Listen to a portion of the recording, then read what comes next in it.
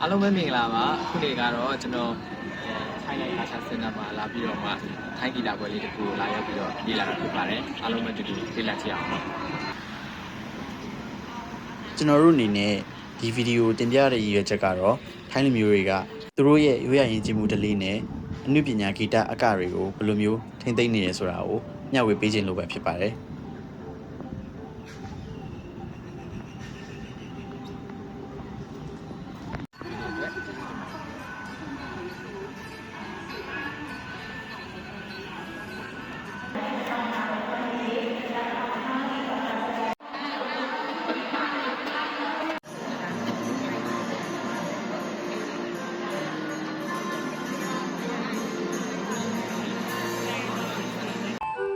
ဒီပွဲလေးကိုတော့ထိုင်းနိုင်ငံရဲ့တော်ဝင်မင်းသမီးမဟာချက်ဂရီ3တုံ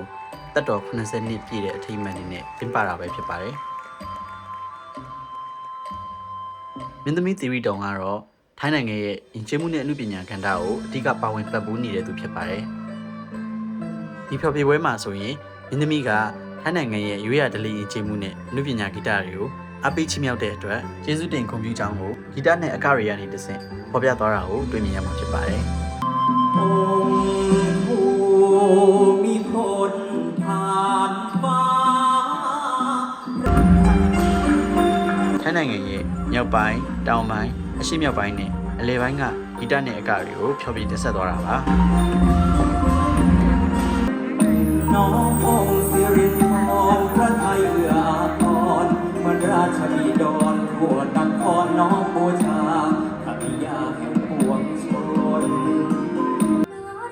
ဒီကတော့ UNESCO ယဉ်ကျေးမှုအမွေအနှစ်စာရင်းထဲမှာပါဝင်ပြီးသားဖြစ်တဲ့ Nora Dance ပေါ့နော်ထိုင်းနိုင်ငံတောင်ပိုင်းကအကကိုကပြနေရဖြစ်ပါတယ်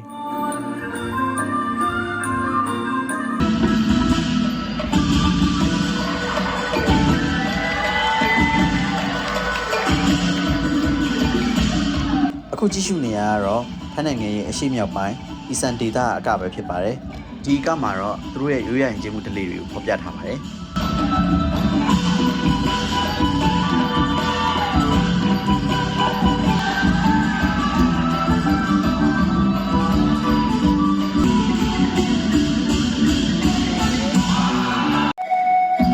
အီစန်လူမျိုးတွေဟာဂီတနဲ့အတူပါဝင်စည်းမျောပြီးတော့ပျော်ရွှင်စွာကောက်ခုံလေးရှိကြပါတယ်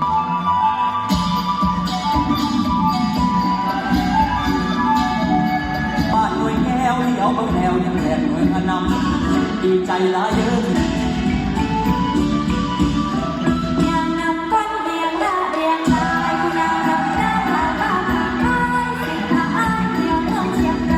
အီစန်ဒေသကထိုင်းနိုင်ငံရဲ့အကြီးဆုံးဒေသတစ်ခုဖြစ်ပါတယ်ပြီးတော့လာအိုကမ္ဘောဒီးယားတို့နဲ့ထိစပ်နေပြီးမဲခေါင်မြစ်ဝှမ်းမှာတည်ရှိရတဲ့အတွက်ယဉ်ကျေးမှုတွေပေါ်ကျော်ရပါတယ်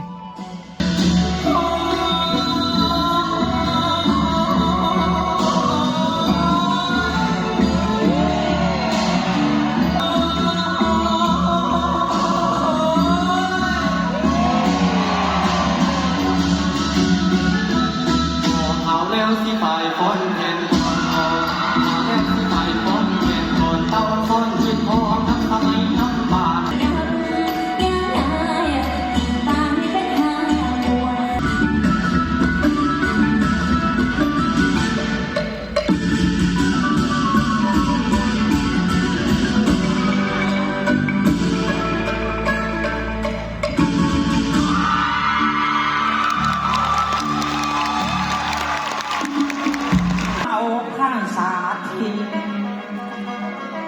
นี่คือเสียงของแผ่นดินที่สานพื้นบ้านဒီဖျော်ဖြေမှုကတော့မြန်မာစပွဲနဲ့ပုံစံဆင်ပါတယ်โอคาระวังกราบไหว้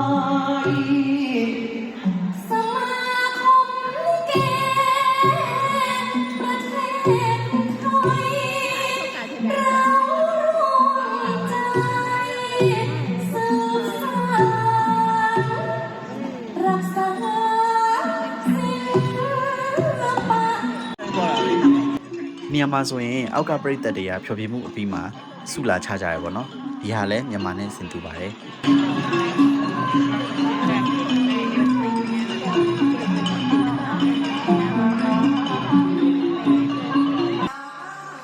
ဒီကတော့ကျွန်တော်တို့အတွက်အရင်ကိုစိတ်ဝင်စားစရာကောင်းပါတယ်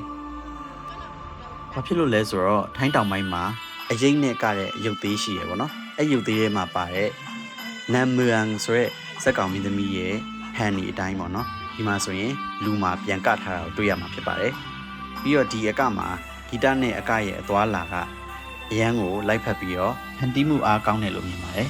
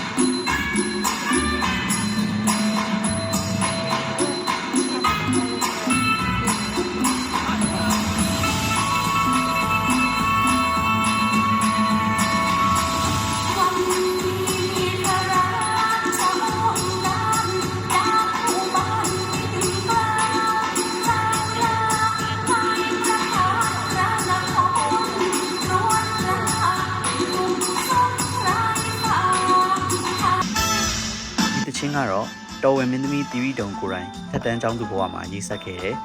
ထိုင်းရိုးရာတင်မောသီထောင်းလုံနီအစင်စင်နဲ့ပါဝင်ပစ္စည်းတွေကိုရေးဆက်ထားတဲ့တခြင်းတစ်ပုဒ်ဖြစ်ပါတယ်။တခြင်းနာမည်ကစွမ်တမ်လို့အမည်ရပြီးမြန်မာလိုဆိုရင်တော့တင်မောသီထောင်းဖြစ်ပါတယ်။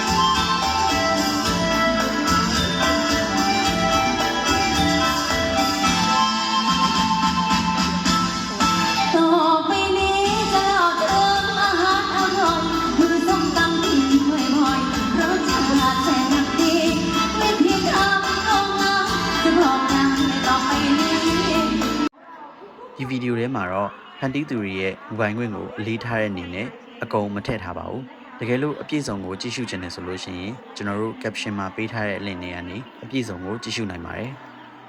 ဒီဗီဒီယိုထဲမှာပါဝင်တဲ့အကတွေမတိုင်ခင်မှာမျိုးသားအနုပညာရှင်စုရအဆိုတော်ကြီးတွေကလည်းပါဝင်တည်ဆူထားတာကြောင့်ကျွန်တော်တို့ပေးထားတဲ့ link ကိုကြည့်ရှုသင့်ပါတယ် soundscape ရဲ့ရည်ရွယ်ချက်ကတော့ကျွန်တော်တို့ရောက်ရှိနေတဲ့နေရာရဲ့ဒီကျေးမှုအနုပညာဂီတတွေကိုပညာရေးရှုထောင့်ကနေတဆင့်လေ့လာနိုင်မှုပဲဖြစ်ပါတယ်ဗီဒီယိုကိုအဆုံးထိရှုပေးတဲ့အတွက်ကျေးဇူးတင်ပါတယ်ခင်ဗျာနောက်ထပ်လာမယ့်ဗီဒီယိုမှာပြန်ပြီးတော့တွေ့ဆုံကြပါမယ်တတား